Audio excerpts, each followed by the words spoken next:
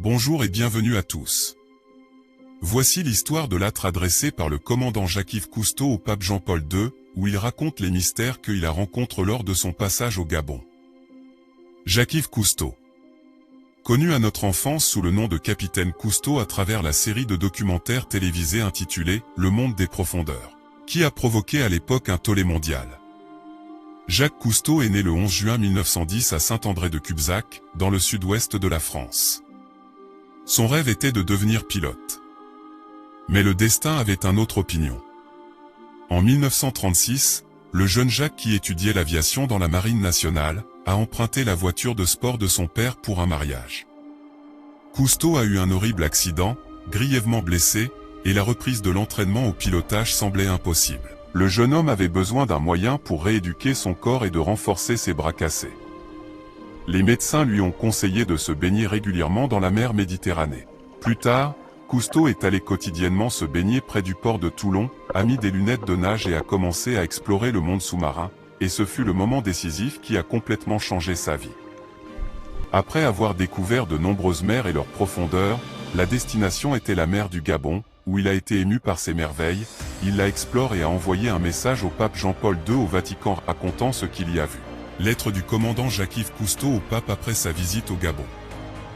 Bonjour cher père, j'ai l'honneur de vous adresser mes salutations les plus distinguées. À l'aube de ce nouveau jour, j'ai longtemps navigué et j'ai exploré les océans, les lacs et les rivières sans aucun incident qui affecte mon âme ni me fascine. Mais depuis que j'ai mis le pied en terre gabonaise, je n'ai jamais cessé de m'émerveiller de voir ce que mes yeux n'avaient pas vu ailleurs. Ô Saint-Père, que tu as vu parmi les Babongos qui sont les pygmées du sud du Gabon en pays à Panly et en pays de Sog au peuple les blancs et très blonds sortir des arbres et des plantes en forêt gabonaise pendant la pleine lune à 3 heures du matin pour fêter, danser et chanter le culte du Bwiti. Ils étaient des milliers dans la forêt à danser avec les nains pour vénérer le dieu qu'il appelait Bwiti. À l'intérieur et à l'extérieur du temple, le feu était le maître de la cérémonie. J'ai vu un jeune homme blanc venir vers moi, et il m'a dit, « Savez-vous pourquoi le feu a été mis dans le Bwiti ?» Je lui répondu non, je ne le sais pas. Il me dit le feu est mis mettre le Bwiti parce qu'il est Dieu le soleil le père de toutes choses et la vie. Alors je lui ai posé cette question, pourquoi vous mangez vous et vénérez les racines de cet arbuste et quel est son nom? Il m'a répondu que cet arbuste s'appelle Iboja, et il représente le corps sacré du Fils de l'homme, Dioufdia. Après, j'y ai pris place à bord mon bateau explorer la mer du Gabon où j'ai perdu mon âme. J'ai découvert les merveilles sous les eaux de la mer du Gabon, les merveilles uniques du monde, où j'y ai trouvé un navire hollandais dans les profondeurs de la mer du Gabon. J'ai visité ce navire chargé de marchandises et d'ossements hollandais coincés au cœur inexploré de la mer et inconnu du monde. Et non loin du navire, j'ai vu de l'or et des trésors enfouis dans une grotte de taille calédonienne gardée par un serpent dragon avec un point rouge sur le front. Un dragon vert recouvert d'une plante jaune-vert qui était entourée du diamant vert jaune reflétant les couleurs du drapeau national du Gabon. J'ai eu tellement peur que je suis sorti de l'eau à la tombée de la nuit. Et puis j'ai replongé de nouveau pour explorer la grotte et je vis sous mes yeux le dragon se transformer en mâle sirène qui a la capacité d'ouvrir les portes de l'espace et de voyager dans l'univers quand il veut sous les eaux de l'océan Atlantique à travers sa grotte. Alors il m'a emmené dans d'autres dimensions pour voir des choses que je ne peux pas dire dans cette lettre et que ma langue ne peut pas prononcer. Puis il a gravé mon nom sur une pierre et quand j'ai regardé j'ai vu la date à laquelle j'allais mourir. Après tout cela il me laisse à regagner les miens à qui j'ai dû mentir en leur disant que ma caméra avait eu un choc et qu'elle s'était cassée.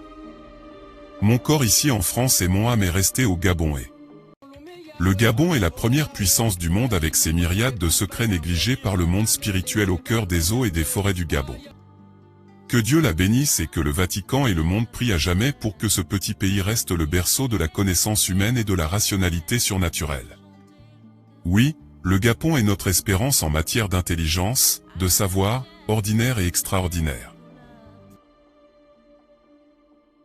Au cours de sa carrière, l'explorateur et inventeur français Jacques Cousteau a reçu de nombreuses distinctions et récompenses, dont la médaille d'or de la National Geographic Society, qui lui a été remise par le président John F. Kennedy en 1961.